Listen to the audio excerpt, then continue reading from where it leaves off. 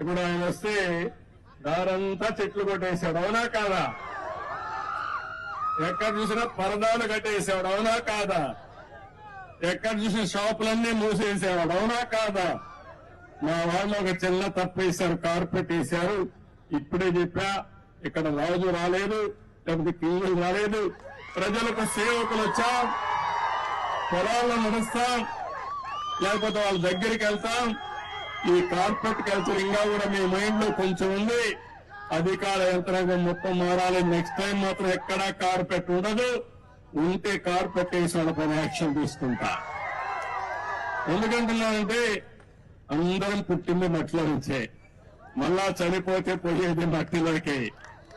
ఈ ఆడంబరాలు ఇవన్నీ కూడా తాత్కాలిక ఆడంబరాలు కాదు. కావాల్సింది ప్రజల జీవితాల్లో మార్పు తీసుకురాగలిగితే, మీ జీవితాలకు వెలుగు చూపించగలిగితే అది శాశ్వతం. మీ గుండెల్లో శాశ్వతంగా మాకు స్థానం ఉంటుంది.